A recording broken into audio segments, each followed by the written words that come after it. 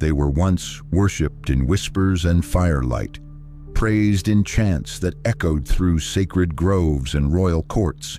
Goddesses and queens so powerful their presence could command rivers to swell, storms to scatter, and empires to rise. And yet, you've probably never heard their names.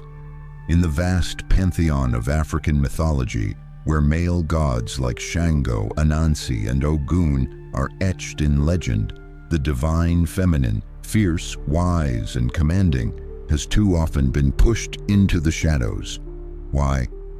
Who buried their stories beneath layers of conquest, erasure, and centuries of patriarchal retellings.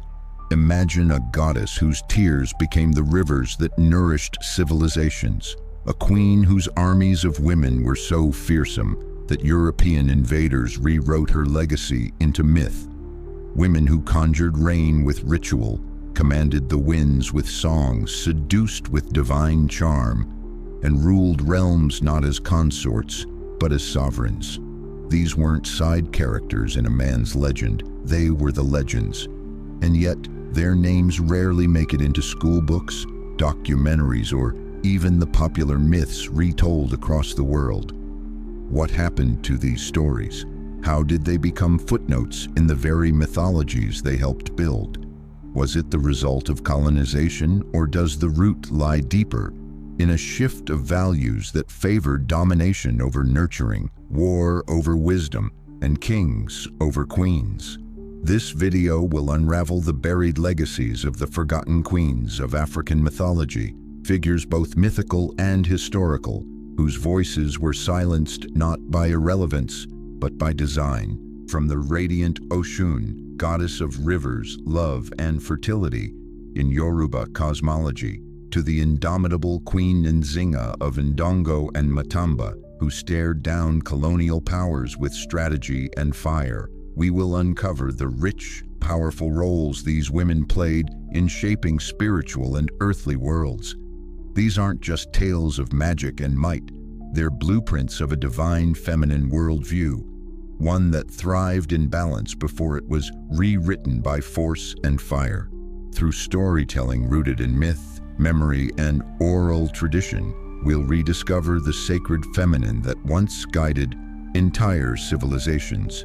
This isn't just a journey into the past, it's a reawakening, an invitation to remember what was deliberately forgotten. The question is not whether these queens existed or mattered. The question is, why were we never told? So if you've ever felt the pull of ancient mysteries or wondered what lies beneath the official versions of history, stay with us. Because once you hear the voices of these forgotten queens, you won't be able to forget them again. When most people think of mythology, they envision gods wielding thunderbolts, kings blessed by the heavens, and heroes who conquer with might. But in African cosmologies, rich, vast, and varied, there existed a different balance, one where goddesses stood side by side with gods, where queens were not only rulers but sacred embodiments of divine power. Yet, as centuries passed, something shifted. The oral traditions that once honored the feminine began to fade. Myths became records, records became scripture, and in the retelling, something crucial was lost: the power of the matriarch. This erasure wasn't accidental, it was systematic, and it began long before European colonization. As centralized kingdoms rose and patriarchal structures took hold across parts of the continent, gendered hierarchies began to shape the myths. Stories were rewritten to emphasize male dominance, often reassigning the roles of once powerful goddesses to wives, daughters, or mere muses of male deities. Where a goddess once ruled the skies, she became the keeper of the hearth. Where a queen once commanded an army, she became a background figure in a king's legend. Colonialism accelerated this distortion. European missionaries, anthropologists, and historians came with their own frameworks, ones rooted in Abrahamic religion and Eurocentric patriarchy. In their eyes, power was male, kings ruled, God was a he, Anything outside that structure was either mistranslated, misunderstood, or dismissed as primitive. So the queens who could summon rain and shape destinies were labeled as folklore, while warrior goddesses were stripped of their divinity and reduced to superstition or fantasy. Even in post-colonial retellings, the damage persisted. Many modern histories written under the influence of colonial education systems continued to prioritize male-centered narratives. School books focused on male rulers, male warriors, male prophets. The divine feminine, when mentioned, was often romanticized, exoticized, or diminished.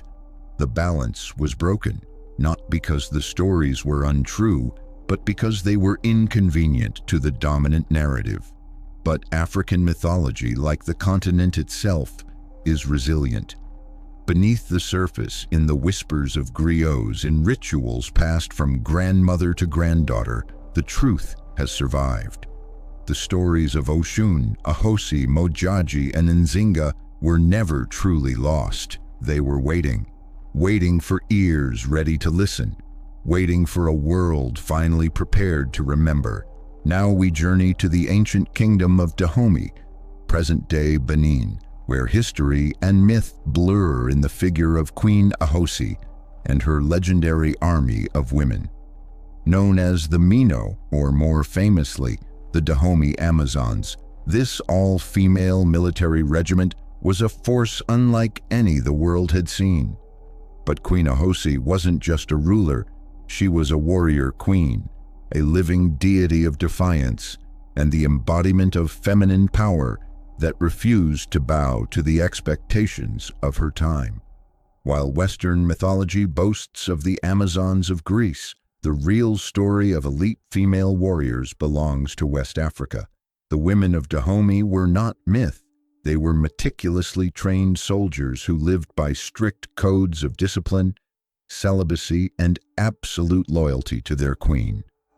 In some accounts, Aosi herself is revered not only as a military leader, but as a sacred figure chosen by the gods to lead a nation under siege. These women did not stand behind the men. They stood at the front lines, rifles in hand, daggers at their sides, and fire in their hearts. Their enemies called them demons, not because they lacked humanity, but because they redefined what it meant to be powerful and female. They stormed into battle with chants, drumming their heels into the earth as if to awaken the spirits of the ancestors. And they won. Repeatedly, European colonizers, faced with their ferocity, wrote about them with awe and fear. Yet when these stories crossed the ocean, they were dismissed, sanitized, or reshaped into male-led tales. The queen who led warriors became a whisper, while her generals became ghosts in history books. Queen Aosi, in many oral traditions, is remembered not just for her battlefield prowess, but for her spiritual significance. She was seen as a conduit of ancestral energy, chosen by both blood and the divine. In Dahomeyan cosmology, queens like Aosi were more than monarchs. They were cosmic custodians, and that made her dangerous not just to invading armies, but to any narrative that couldn't make space for a woman to hold both sword and spirit in perfect balance. Today, her name is barely known outside the descendants who still sing her praises.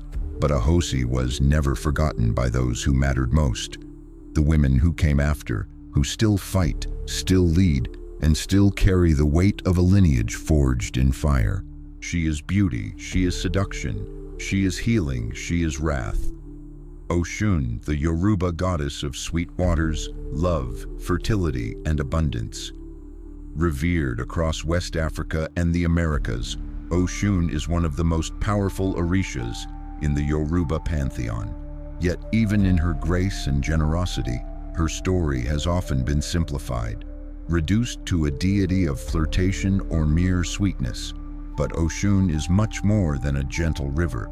She is a force of creation, a mother of nations, and a goddess whose rage can drown empires. In Yoruba mythology, Oshun is not just a deity among many. She is essential. When Olodumare, the supreme creator, sent the Orishas to form the earth, it was Oshun who brought balance to their efforts.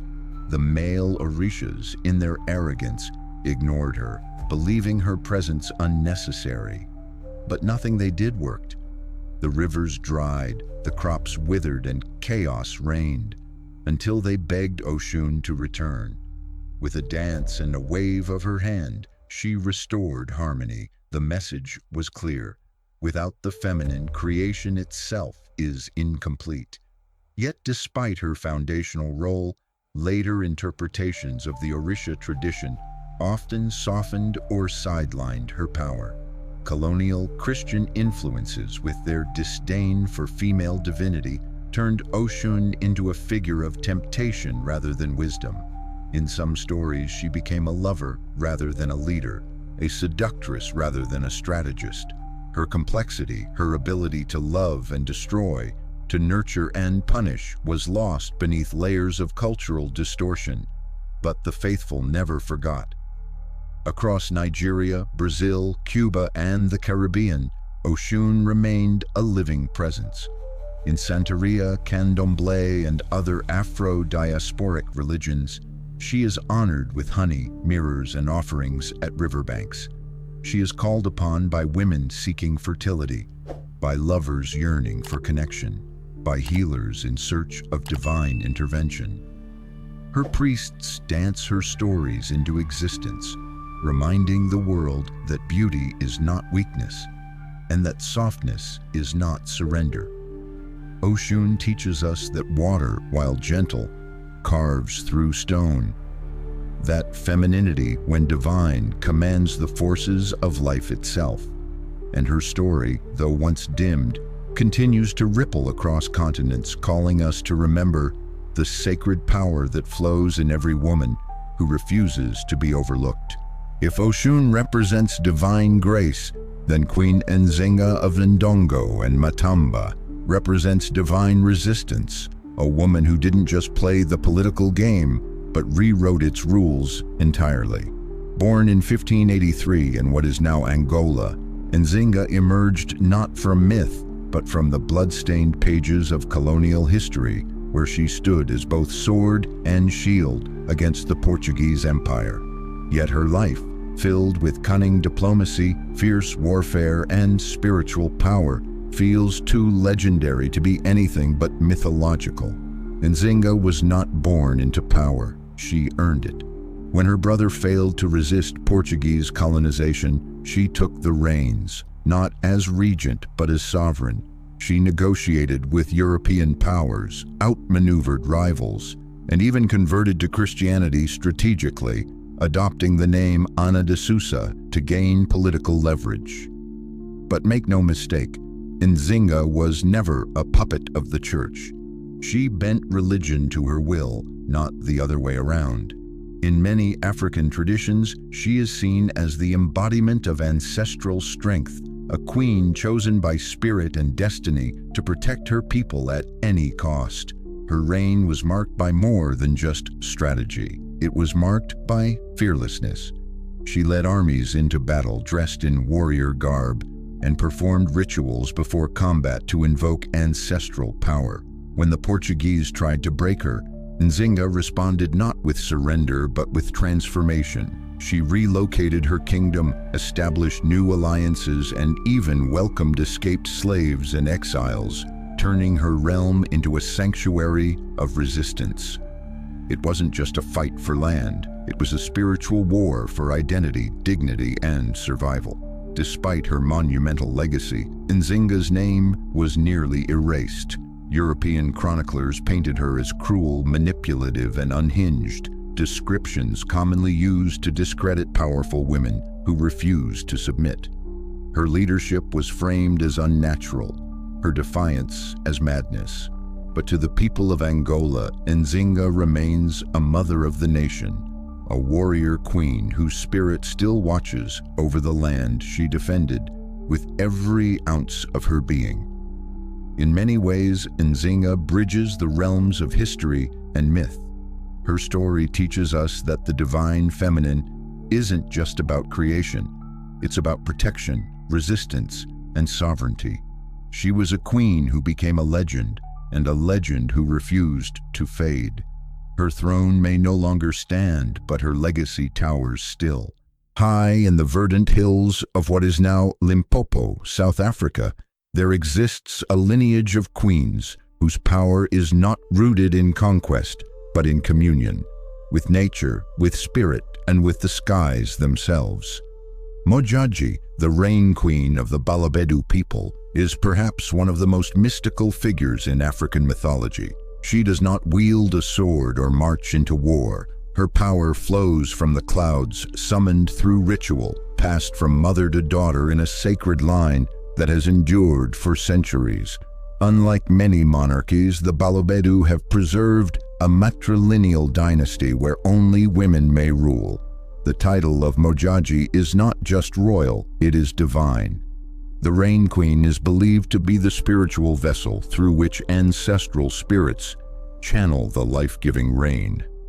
In times of drought, it is Mojaji who is petitioned with offerings and prayers. Her role is not symbolic, it is elemental. She is both monarch and medium, science and spirit, myth and memory. Colonial accounts of Mojaji often teetered between fascination and disbelief. Here was a queen who lived in seclusion, her movements governed by spiritual laws, her rituals cloaked in secrecy. British officials tried to understand her role through a Western lens, misinterpreting her isolation as weakness, her rituals as superstition.